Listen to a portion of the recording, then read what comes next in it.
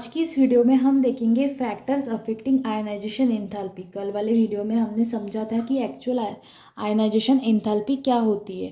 ठीक है, आज वाले वीडियो में हम देखेंगे कि कौन कौन से फैक्टर है जो आयनाइजेशन एंथैल्पी को मतलब अफेक्ट करते हैं। सबसे पहला है atomic size, nuclear charge, number of electron in the inner shell, that is screening effect, कैसे आपके आयनाइजेशन एंथैल्पी को अफेक्ट करता है ये देखना है।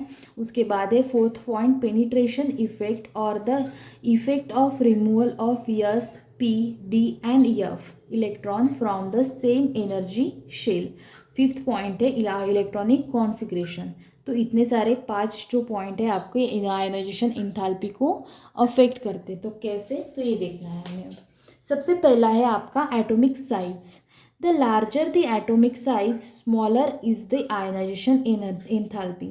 अगर आपके एटम का साइज अगर लार्ज हुआ तो वहाँ पे एनर्जी आयनाइजेशन एंथैल्पी क्या होगी आपकी, स्मॉलर होगी। बिकॉज लार्ज साइज है, न्यूक्लियस बीच में है, जो लास्ट वाला इलेक्ट्रॉन है वो हमें निकालना है। तो उसको निकालने के लिए ऑब्वियसली इलेक्ट्रॉन न्यूक्लियस से वो इलेक्ट्रॉन दूर है तो ज़्यादा एनर्जी नहीं लगेगी, क्योंकि इसके इन न्यूक्लियस और इलेक्ट्रॉन के बीच का अट्रैक्शन कैसे होगा, यहाँ पे कम होगा। तो इस वजह से इलेक्ट्रॉन ये इजीली थोड़ी सी एनर्जी देने पर निकल जाएगा।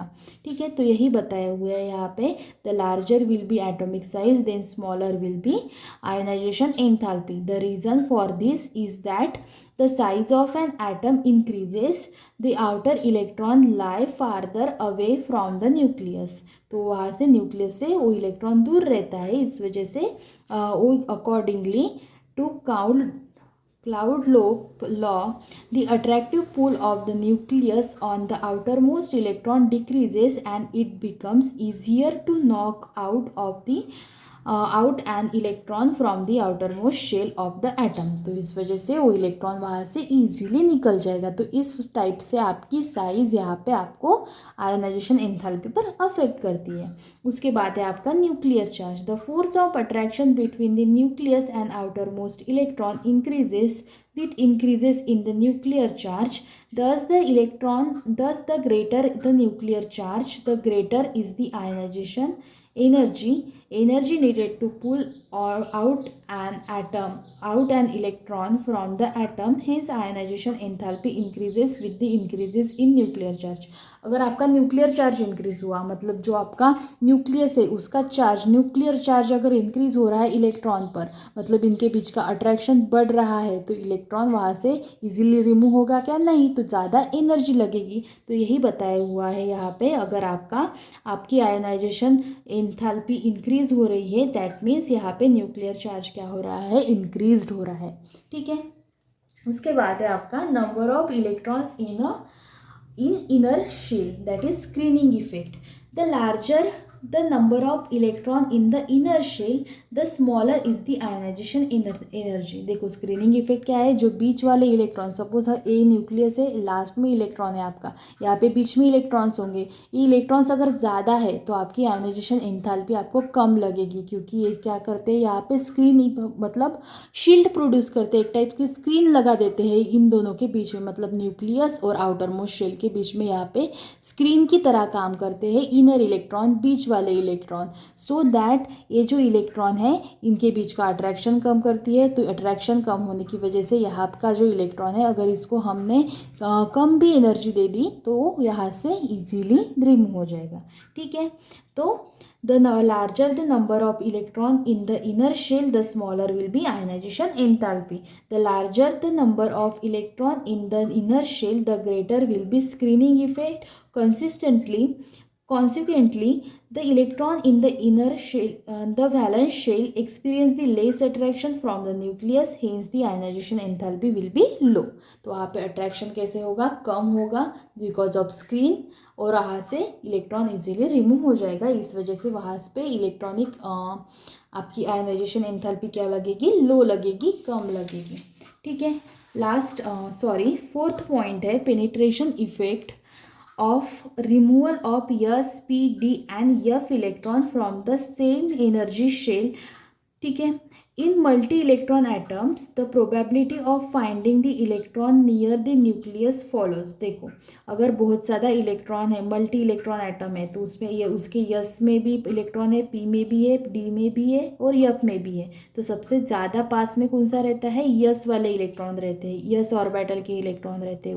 उसके बाद पी के, उसके बाद डी के और उसके बाद यफ के। ठीक है। The S electron are more penetrating the p electron towards the nucleus. P electron are more penetrating than the d orbital, d electrons and so on. देखो, सिंपल है यहाँ पे। अगर यस इलेक्ट्रॉन न्यूक्लियस के पास होगा तो इसमें से इलेक्ट्रॉन इजीली नहीं निकलेंगे, पी के नहीं निकलेंगे, डी के नहीं निकलेंगे, यफ के इजीली निकल जाएंगे।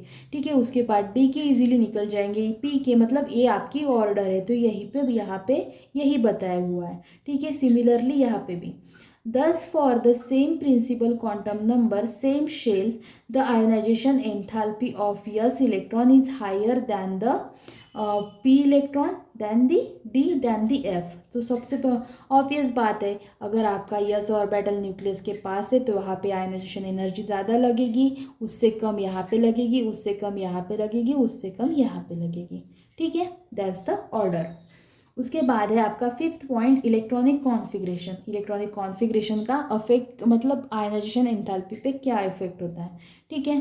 Certain electronic configuration are more stable than the other. मतलब देखो, कुछ कुछ इलेक्ट्रॉनिक कॉन्फ़िगरेशन ऐसे होते हैं कि वो ज़्यादा स्टेबल होते हैं, और अगर आपका एलिमेंट ज़्यादा स्टेबल है तो ऑब्वियसली वहाँ से इलेक्ट्रॉन निकालने के लिए एनर्जी ज़्यादा लगेगी। For example, if an atom has fully filled और एग्जैक्टली हाफ फिल्ड। अगर आपका ऑर्बिटल हाफ फिल्ड हुआ, जैसे कि यहाँ पे है, देखो हाफ फिल्ड पी ऑर्बिटल बोलते हैं हम इसको। हाँ, तो अगर आपका देखो, ये है आपका पी ऑर्बिटल, सपोज कौन सा भी ऑर्बिटल ले लो, अगर यहाँ पे ये है एक ही, मतलब हर एक ऑर्बिटल में एक एक इलेक्ट्रॉन है, तो ये होगा यहाँ पे हाफ फील्ड। अगर ये यहाँ पे फुल फील्ड भी है तो ये ऐसे इलेक्ट्रॉनिक कॉन्फ़िगरेशन क्या होते हैं? स्टेबल होते हैं। अगर आपका ऑर्बिटल हाफ फील्ड है और अगर आपका ऑर्बिटल फुल फील्ड है तो वहाँ पे ये वो क्या होते हैं? ज़्यादा से ज़्यादा स्टेबल होते हैं। ठीक है। तो ज़्यादा स्टेबल होंगे तो वहाँ से एनर्जी कैसी लगेगी? इलेक्ट्रॉन को निकालने के लिए ज़्यादा लगेगी। जैसे कि यहाँ पे एग्जांपल दिया हुआ है, beryllium and nitrogen in the second period and the magnesium and phosphorus in the third period have a slightly higher ionization energies than would be expected. This is due to the extra stability of the fully completed s orbital in beryllium and magnesium, and that of the exactly half filled of p orbital in the nitrogen and phosphorus। अगर आपके orbital half field है, full field है, तो वहाँ पे energy, ionization energy कैसी लगेगी? ज़्यादा लगेगी इलेक्ट्रॉन को निकालने के लिए। तो ये सारे फैक्टर्स आपके आयनाइजेशन एंथैल्पी पर अफेक्ट करते हैं। कौन कौन से? Atomic size, nuclear charge, number of electron in inner shell and penetration power of orbitals, S P D F, और इलेक्ट्रॉनिक कॉन्फ़िगरेशन।